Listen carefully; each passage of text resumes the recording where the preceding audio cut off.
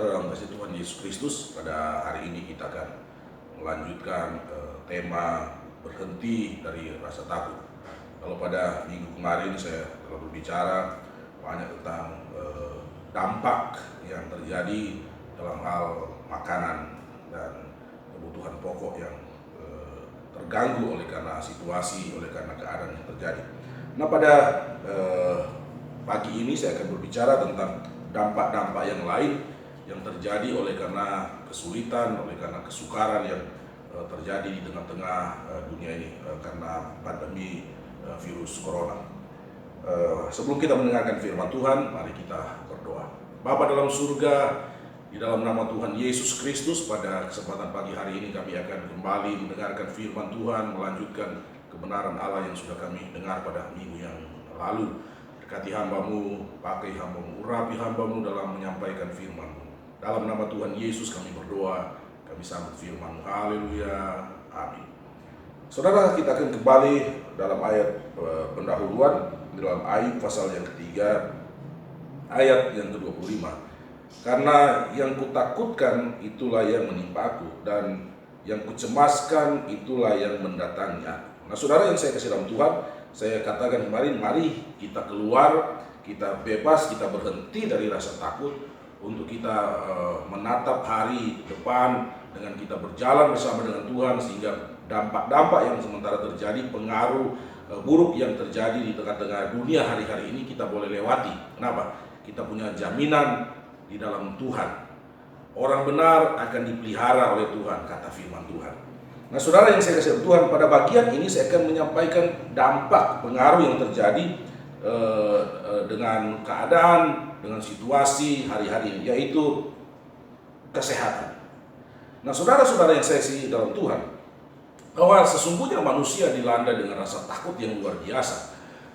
Bagaimana manusia berada pada posisi yang sangat takut, mau kemana-mana pun ada perasaan takut, dan sikap manusia di mana mereka merasa terancam dengan kondisi, dengan situasi yang ada. Saudara, kita lihat beberapa contoh dalam kehidupan sosial masyarakat. Ketika ada orang yang mati karena kena virus corona, maka bagaimana ada satu daerah, desa tertentu, maka mereka menolak orang yang mati karena corona itu dikuburkan di desa mereka. Mereka menganggap itu sangat berbahaya. Bahkan di tempat-tempat lain, bagaimana para perawat diusir dari tempat kos mereka karena mereka bagian dari para medis yang menangani orang-orang yang terkena dengan virus corona. Para dokter tidak diterima di lingkungan dia, di rumah dia, oleh masyarakat sekitar. Kenapa? Karena menangani penyakit yang bagi masyarakat hari-hari ini merupakan seperti hantu, yang monster yang menakutkan sekali. Saudara-saudara yang saya kasih dalam Tuhan, ketakutan telah merusak nilai-nilai sosial yang terjadi dalam masyarakat. Saudara bisa bayangkan orang yang menjadi garis terdepan untuk memberantas virus corona, para medis, mereka berkorban, bertaruh nyawa di sana, mengorbankan semuanya, tapi justru mereka tertolak. Kenapa? Karena rasa takut yang berlebihan di tengah-tengah masyarakat. Yang seharusnya firman Allah katakan, mari kita jangan hidup dalam ketakutan.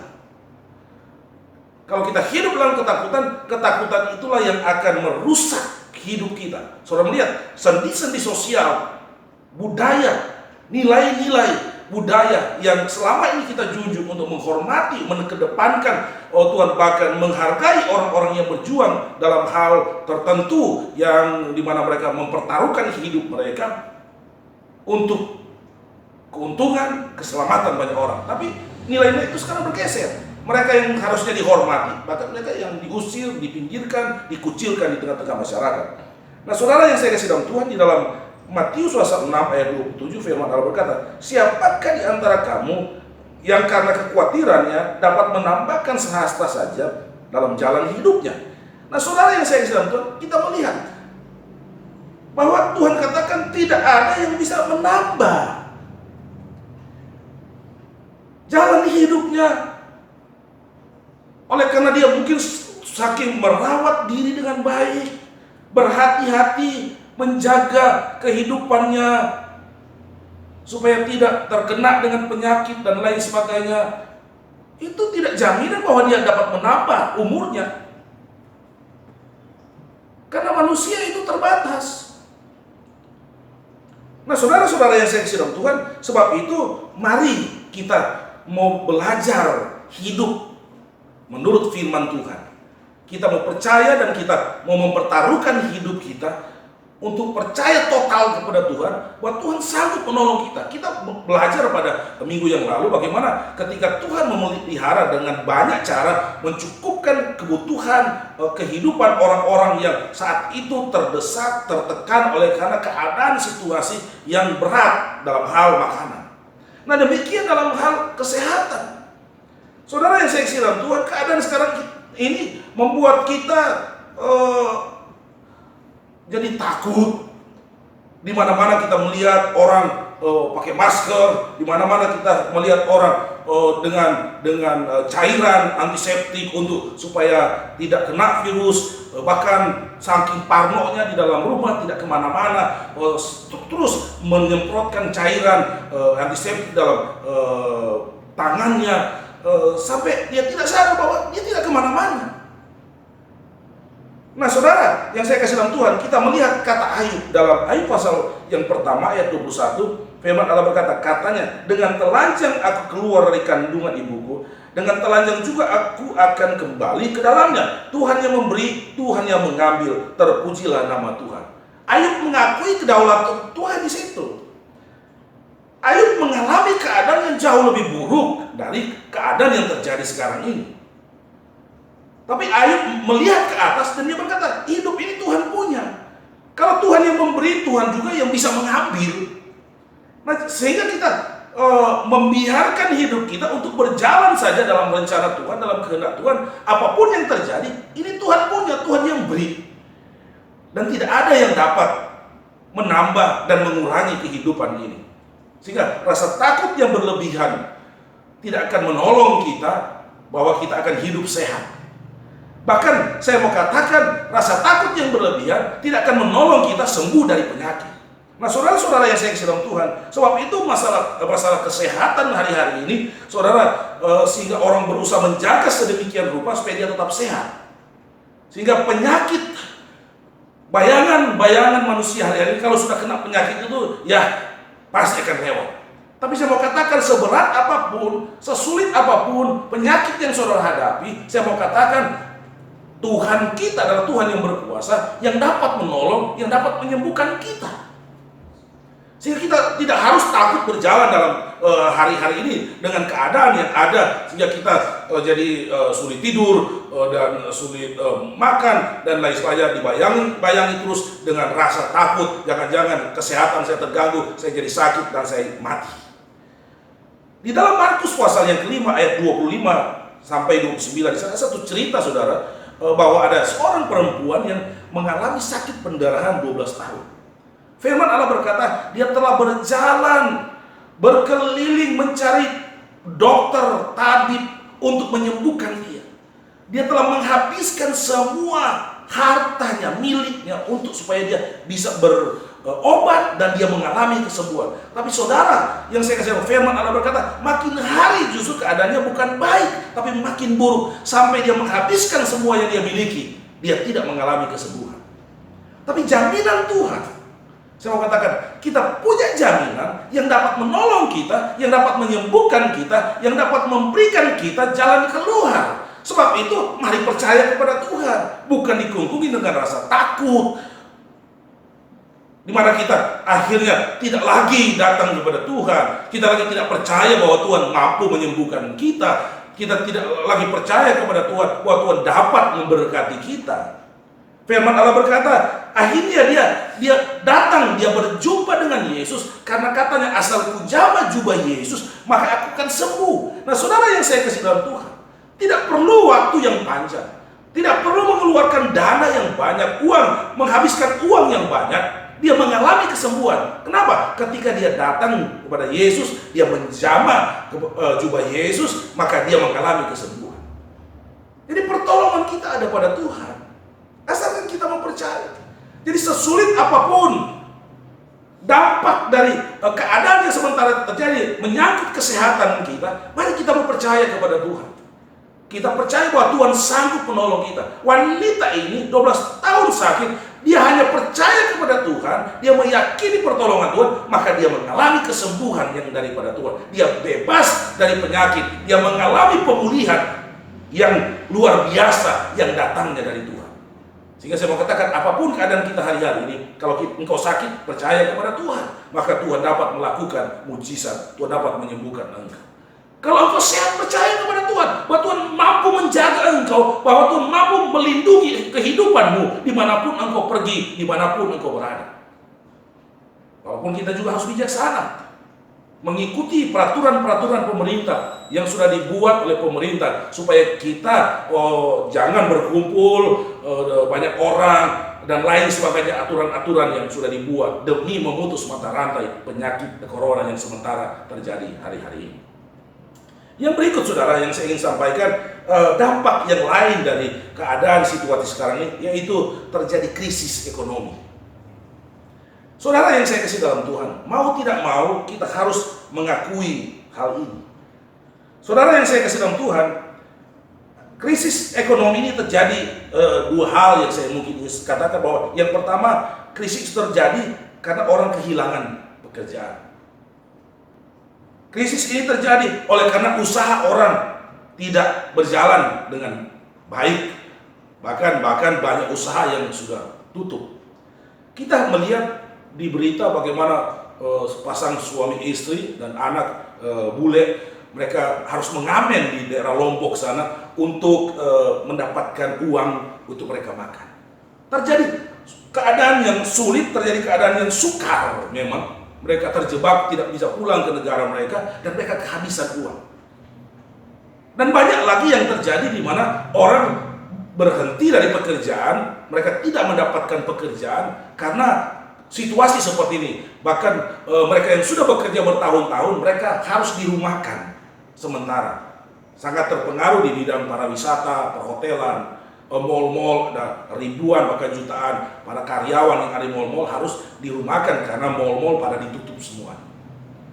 Saudara yang saya kasih dalam Tuhan, ada begitu banyak orang yang dirumahkan, bahkan diberhentikan, seperti perusahaan Adidas dan sekian 2.000-an orang diberhentikan dari pekerjaan karena tidak berproduksi lagi.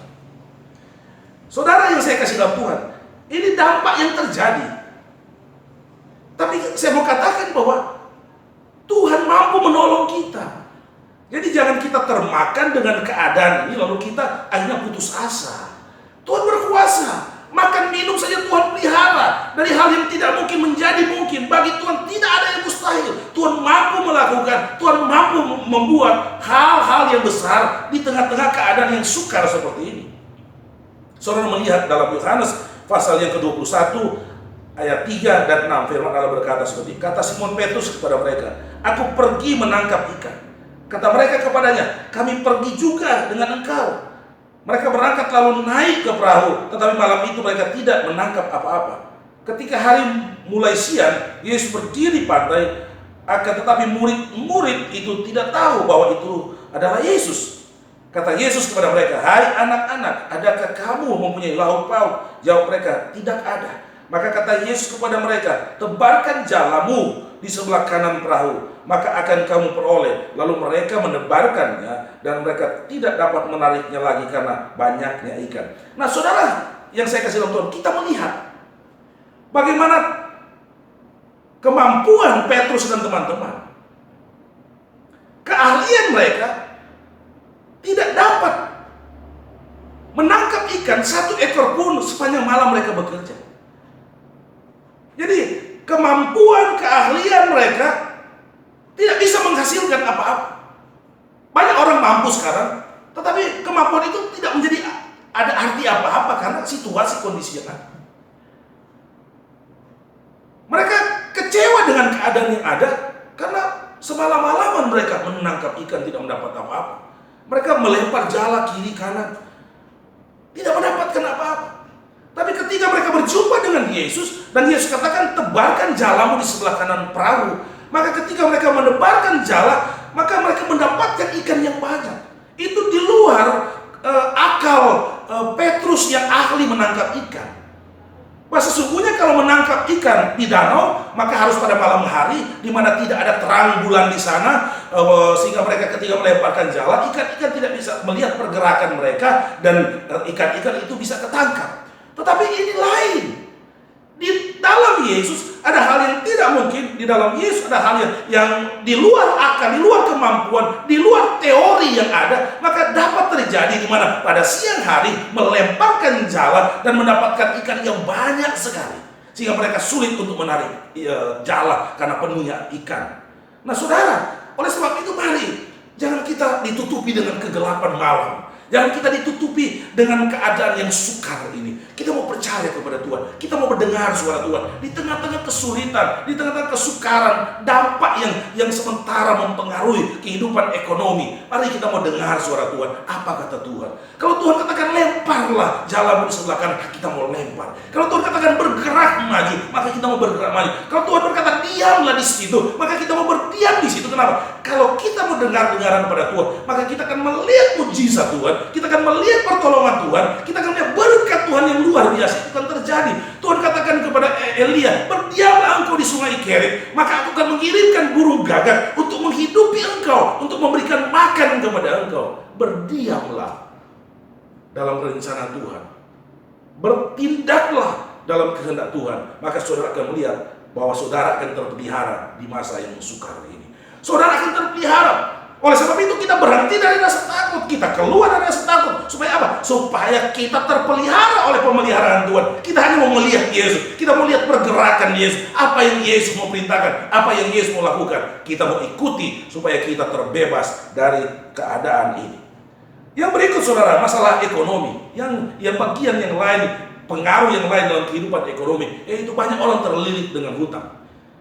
Saudara yang saya kasih dalam Tuhan, itu begitu banyak orang yang berhutang, bukan sekedar untuk memenuhi nafsu mereka, tapi mereka berinvestasi, mereka harus meminjam uang. Keadaan krisis ini membuat mereka tidak sanggup lagi membayar hutang mereka. Saudara yang saya kasih dalam Tuhan, berapa banyak orang yang harus minta pengampunan, berapa banyak orang yang harus minta penundaan pembayaran kredit mereka karena kesulitan. Dan puji Tuhan, pemerintah memberikan kelonggaran seperti itu. Puji Tuhan, pemerintah memberikan batasan 1 tahun boleh penundaan kredit, tidak bayar. Nanti tahun berikut baru bayar. Nah saudara-saudara yang saya kasih dalam Tuhan, kita melihat bahwa hal ini juga mempengaruhi. Ada begitu banyak akhirnya orang yang tidak sanggup membayar hutangnya, terlilit dengan hutang. Amsal pasal 10 ayat 22 firman Allah berkata seperti ini. Berkat Tuhanlah yang menjadikan kaya, susah payah tidak akan mendambahinya. Saudara, firman berkat Tuhanlah yang menjadikan kaya. Saudara, bagi saudara mungkin yang saat ini terlilit dengan hutang, mereka menghadapi satu situasi di mana saudara tidak mampu membayar. Saya mau katakan, mari kita mau berserah kepada Tuhan. Kalau Tuhan mau menolong, maka kita akan melihat jalan keluar yang di luar logika kita. Begitu banyak cara Tuhan menolong. Tapi saudara yang saya kasih dalam Tuhan, kita mengingat cerita di dalam firman Tuhan dalam 2 Raja-Raja pasal 4. Ada cerita bagaimana seorang janda di sana, dia mengalami krisis yang luar biasa, di mana suaminya meninggal dan dia meninggalkan hutang juga. Pada saatnya hutang itu harus dibayar, dia tidak punya duit. Lalu penagih hutang itu datang untuk mengambil anak-anaknya sebagai jaminan, sebagai tebusan. Nah saudara, seorang ibu, dia tidak tega, dia tidak mau anak-anaknya diambil dijadikan budak karena membayar hutang. Sehingga dia datang kepada abdi Allah, dia katakan kepada Elisa, Tuhan, saya ini menghadapi masalah yang luar biasa. Suamiku sudah meninggal, tapi kami dililit dengan hutang. Itu penagih-penagih hutang datang untuk mengambil anakku.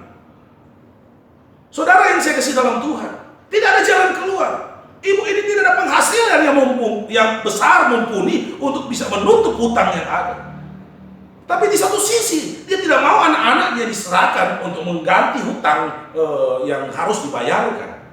Saudara, ketika Elisa bertanya, apa yang ada padamu? Saya cuma ada minyak sedikit, dibuli-buli. Lalu dia berkata, pergilah kepada tetangga-tetanggamu, pinjamlah sebanyak mungkin bejana-bejana yang ada, lalu kamu masuk ke dalam rumahmu dan tutuplah pintu. Dan minyak yang sedikit itu dibuli-buli, maka kamu tuangkan kepada bejana-bejana yang kosong. Apabila bejana itu sudah penuh, pindah lagi ke bejana yang kosong, dan seterusnya. Dan kalau kamu pinjam bejana, jangan terlalu sedikit, pinjam yang banyak. Saudara, cara Tuhan menolong, begitu banyak cara.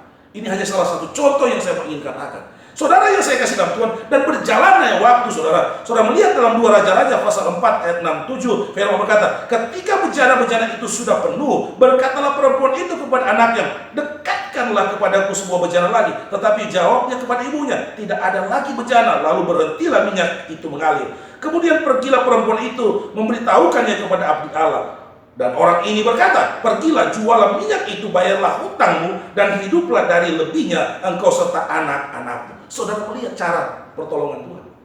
Secara manusia ini tidak mungkin, tidak sanggup. Tetapi Tuhan punya cara untuk menolong. Mungkin pertolongan Tuhan tidak sama lagi seperti ini.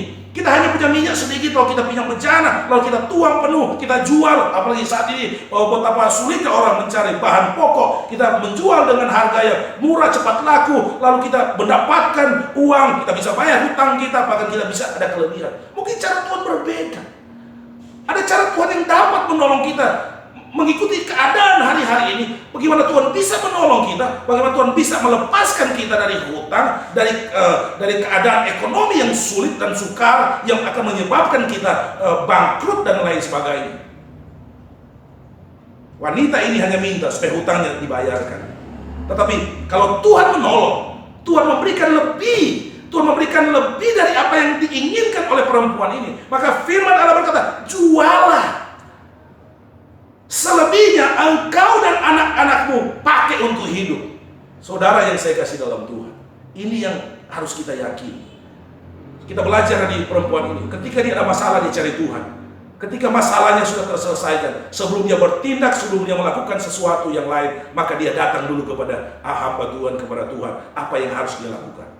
Namun hari-hari ini banyak orang hanya karena perlu, karena kesulitan cari Tuhan. Tapi ketika kesulitannya sudah selesai, dia lupa mencari Tuhan. Dia lupa bertanya kepada Tuhan apa yang harus dia lakukan. Tapi kita mau belajar. Ada nilai-nilai yang luar biasa yang ditujukan oleh wanita ini. Dia bukan kegirangan, dia bukan senang bahwa dia telah terbebas dari hutang, dia bisa membayar. Tapi ada nilai-nilai yang sangat luar biasa. Tindakan iman, tindakan sebagai orang benar, sebagai orang percaya yang takut akan Tuhan, mengandalkan Tuhan. Ketika dia mendapatkan solusi, dia juga datang kepada Tuhan, bertanya kepada Tuhan, apa yang harus saya lakukan? Maka dia melakukan itu sesuai dengan apa yang Tuhan perintahkan kepada dia.